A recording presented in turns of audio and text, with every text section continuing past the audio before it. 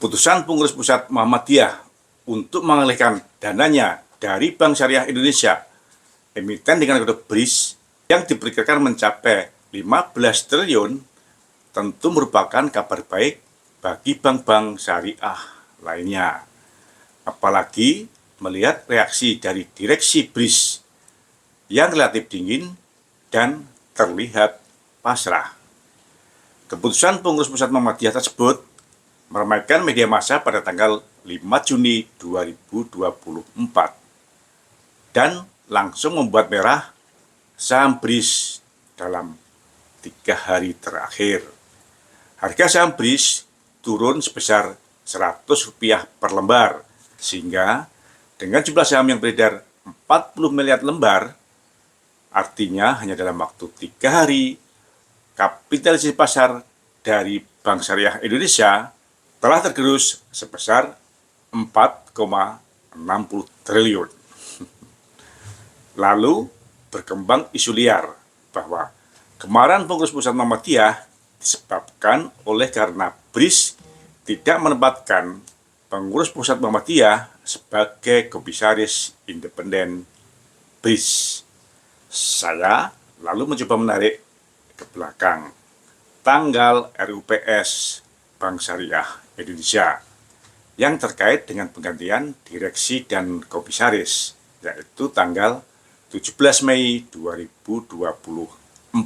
Dan saya dapatkan sejak tanggal 17 Mei 2024, harga saham BRIS cenderung menurun dari sebesar Rp2.540 pada tanggal 16 Mei 2024 menjadi Rp2.180 pada tanggal 7 Juni 2024. Dengan demikian, hanya dalam waktu 20 hari sejak penggantian komisaris, kapitalisasi pasar BRIS telah tergerus sebesar 16,7 triliun atau 14%. Artinya, sejak penggantian komisaris baru, rata-rata saham Bank Syariah Indonesia turun 1% setiap hari bursa. Saat ini, 3 komisaris baru Bank Syariah Indonesia masih dalam tahap fit and proper test dan menunggu persetujuan dari OJK. Apakah OJK akan mampu bekerja secara profesional dan benar-benar akan melakukan fit and proper test terhadap komisaris baru Bank Syariah Indonesia? Selamat datang di Investor Level C. Kami coba sharing aspek fundamental dari sisi yang berbeda dan dengan cara yang beda agar teman-teman bisa tetap tidur tenang meskipun banyak badai di bursa. Tonton sampai habis ya. Semangat siap teman-teman investor level C, investor yang fokus pada karakter pemegang saham pengendali. Ada kabar baik apa hari ini? Kali ini saya akan sharing pendapat saya tentang kekisruhan pengurus pusat Muhammadiyah yang akan memindahkan dananya dari Bank Syariah Indonesia ke bank syariah lainnya yang besarnya mencapai 15 triliun rupiah dengan alasan untuk menghindari risiko konsentrasi dan agar dapat mendorong berkembangnya bank-bank syariah lainnya. Di sisi lain, berkembang isu liar alasan dibalik pemindahan dana tersebut, yaitu karena pengurus pusat Muhammadiyah tidak mendapatkan tempat sebagai komisaris Bank Syariah Indonesia. Untuk itu, saya akan memulai dari kewenangan dalam memilih komisaris dan direksi. Yang pertama, sesuai dengan anggaran perseroan terbatas, wewenang pemilihan komisaris dan direksi adalah pada RUPS, Rapat Umum Pemegang Saham, dan Sesuai dengan data pemegang saham saat ini, pemegang saham pengendali Bank Syariah Indonesia adalah Bank Mandiri, Bank BRI, dan Bank BNI. Oleh sebab itu, sesuai dengan Undang-Undang Perseroan Terbatas, 3 bank BUMN yang sebagai pemegang saham mayoritas inilah yang dapat menentukan direksi dan komisaris Bank Syariah Indonesia. Namun, dalam kenyataannya, apakah yang memilih direksi dan komisaris adalah 3 direksi dari bank BUMN tersebut? Atau 3 pemegang saham pengendali dari 3 bank BUMN tersebut? Dalam hal ini, pemerintah yang diwakili oleh Kementerian BUMN. Sebagai perusahaan negara, seharusnya OJK mencatat mereka-mereka yang memilih direksi dan komisaris Bank Syariah Indonesia. Sehingga apabila suatu saat nanti harus berhubungan dengan kejaksaan, OJK dapat memberikan saksi siapa-siapa yang harus bertanggung jawab. Jangan sampai hal yang terjadi pada PT Indofarma, emiten dengan kode INAF, terulang, di mana saat terjadi masalah, staf khusus Kementerian BUMN menyampaikan bahwa masalah terjadi pada cucu BUMN, bukan pada BUMN-nya, sehingga Kementerian BUMN sudah tidak dapat menjangkau lagi, sudah terlalu jauh. Alasan ini pasti juga dapat digunakan apabila suatu saat nanti masalah terjadi pada anak perusahaan BUMN, sehingga Kementerian BUMN bisa tetap bebas dan merdeka. Seperti pada kasus PT Timah dan PT Aneka Tambang. Mengingat saat ini status dari PT Timah dan PT Aneka Tambang adalah anak perusahaan BUMN, bukan BUMN. Meskipun realitasnya yang memilih direksi dan komisarisnya adalah dari Kementerian BUMN.